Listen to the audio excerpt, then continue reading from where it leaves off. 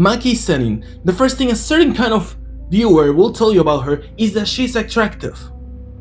And listen, I am not here to police whatever people like or don't like, but reducing her character from an insanely powerful, strong female that is written with more depth than some of the male characters in Jujutsu Kaisen to simply fan service is disingenuous.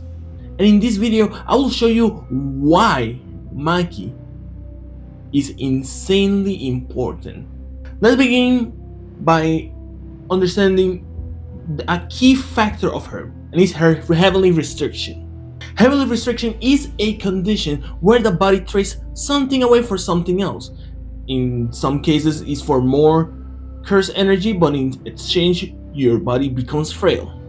But in other cases, is taking your energy, your curse energy away in exchange to having more physical prowess. In Maki and my case, they share one singular restriction.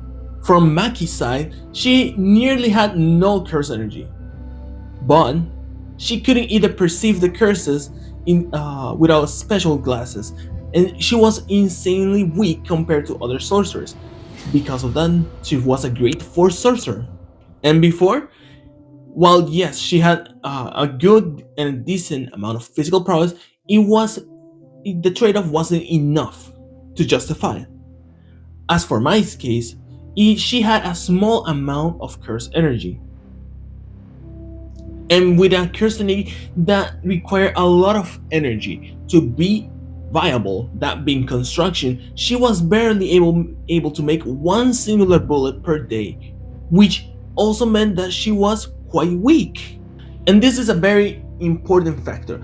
This heavenly restriction is not only an obstacle for the story, it's a representation of their bond, because their lives are interconnected in a way that they didn't want to be each other, because at the end of the day they were practically making each other weak, because Mai couldn't get the full amount of her curse energy. Let's say that normally she will have a decent amount like Megumi, but because of the curse like the heavenly restriction, she wouldn't have that much. And in my case, no, that was my apologies. And from Maki's case, she was stuck between having a little bit that didn't make her be on Toji's level, but neither having curse energy that could let her rival other sorcerers, because they codepended between each other sadly.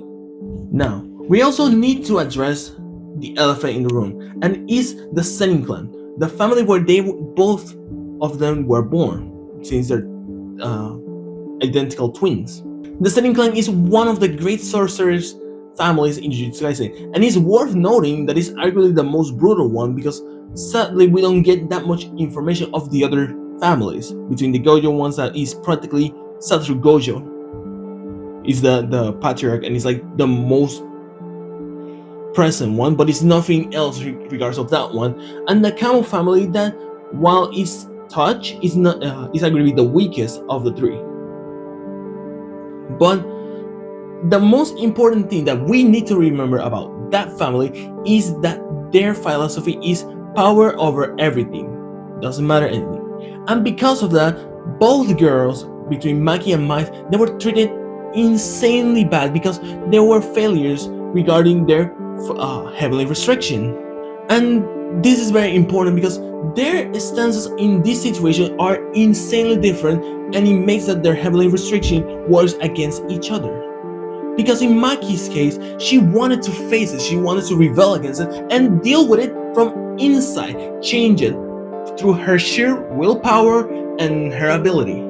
While Mai's side, she wanted to escape, she didn't want to be dealing with that issue of the Zenin clan. She wants them to go away and live her life. And this is an ideological problem because both of them had a fight and flight response, and this went over assembling tension, unlike other cases that, oh, you're doing the wrong choice, we're doing the right choice. This is beyond that. And let's be real, both of them had their reasons to choose their option. While Maki wanted to be a righteous and strong woman to change a very patriarch slash power focused family into a normal one, Mai also had the chance like, hey, they're living their life. I don't want to be dealing with this. So let me run away and leave them how they are. And both options are right. But whenever two of the same people are suffering because of the same reason and they choose different options and they're bound because of it, that's when it becomes a problem. And sadly, this makes them a division that practically never made them to be able to be together fully until their last moments. Now we're going to skip over into the Shibuya incident. As I said, arguably the most pivotal moment in Jujutsu Kaisen, that being that one. And in Maki's case, is not an exception. In the Shibuya incident, she fights Dagon, and while she is not able to beat him, she will bear witness to a very important figure on her life, that being Toji Fushiguro, arguably also one of the most pivotal characters in the whole series that set motion to most of the events in an indirect way. And in Maki's case, it would be a role model because it will show her that her heavenly restriction wouldn't limit her as much as she thought, because she would bear witness of him. Because for Toji Fushiguro will have exactly the same heavenly restriction type, which replaces the cursed energy for physical prowess, physical strength. And it's very important as well to show that Toji gives her a framework to how to become stronger, because we notice that type of heavenly restriction, the strap away your cursed energy for strength, focuses more in freedom, unlike cursed energy that focuses more in restraining, in losing, in simplifying. And it's very important. After Toji defeated Dagon, sadly Maki will get burned insanely badly into the near brink of death. And I want you to sit with this because this is very important for her character. This moment specifically, it will represent a phoenix rebirth, like a phoenix. And you might be wondering, oh, why she just get burned? This is the moment when her mentality starts changing. She no longer would be going for a more feminine side. She will embrace the example that she got from Toji Fushiguro, which is the strongest heavenly restriction user. And her design will represent it from a more feminine side that she was before, that even she will be using the skirt and everything, into a more masculine that, if you look closely, it could resemble some parts of Toji Fushiguro. And this is very important because many people believe this change is mostly aesthetic, and it's very important that it's not only that, it's also a representation of the masculine energy that Toji brings for her to use as a framework. As well, that it still keeps the balance of her femininity, because she still wants to be loved, she still wants to be found out someone stronger than her, and it's shown that not only she's strong for herself, but she still has those feminine traits that it's very important to example, because many shonen in the shonen area tend to over masculinize a female character. They barely touch that feminine side of them. It's a coexistence between the two. And I want to be very clear, this redesign, I need you to log in on this, I need you to focus on this, but this redesign is not a simple change for the fan service and a fetishization of it.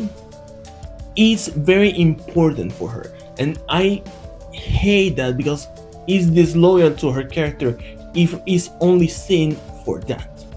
After all of this, the calling games will start, and Maki will be sent to the Zenin compound to grab weapons to help themselves for the calling games that Kenjaku has put in motion.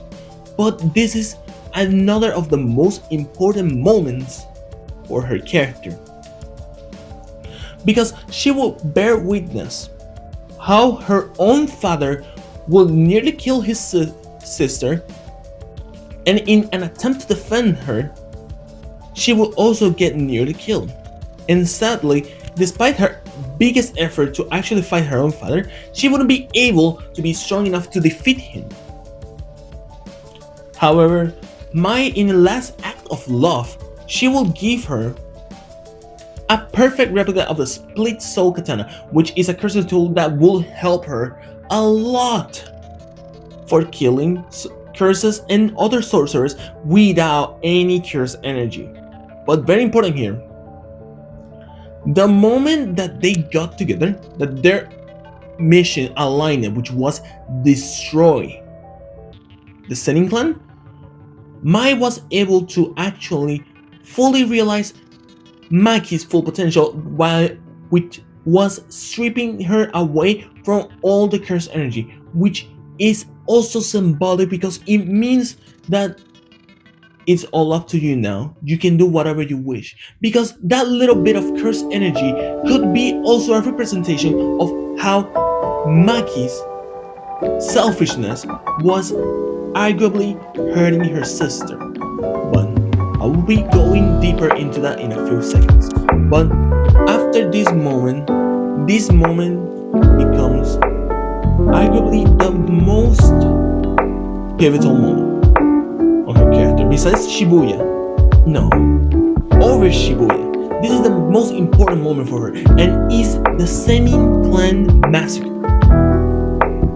In a very cathartic moment for her, she slays the whole Zenin. He killed it. But despite being very important for her, this is an atonement for the wrong that she did. And you might be wondering, oh, it's a revenge. Yes, but it's also an atonement, because her selfishness, her desire to change the whole Zenin clan by herself without any help, and doing it with her raw strength, it was a selfish act, because she doomed Mai to withstand all the punishment of them being failures. While she technically escaped, she left her sister stuck in that horrible place, and Mai never had the chance to run away. So Maki's righteousness was the one that hurt the most to Mai, and this massacre was the atonement for her sins. And I want you to see a parallel between her and Goyo Satoru, which is her master or her sensei, if you want to put it that way. And is that their strength always arriving with some type of loss. In Gojo's case, it was the loss of his best friend, losing that status of the strongest. And in Maki's case, was losing her own twin sister, which is sad. But I want to be very clear, and in Maki's case, it became fuel to become stronger, to fight. Unlike Goyo, that, well, yes, he becomes strong and he becomes insanely powerful, he becomes a wall. He closes himself and he doesn't want to deal with it. And it's very impressive because she's arguably one of the best characters to represent grief and loss, because while in the story she seems more relaxed, which is something sad that we see in most of the shonen, that they don't give them proper grieving moments, and that Maki gets close to that, very close. But what does it mean for her character? In Shibuya, after Shibuya incident and the massacre, she becomes pivotal, ridden still with the same death as characters like Megumi and even Hakari that are fan favorites.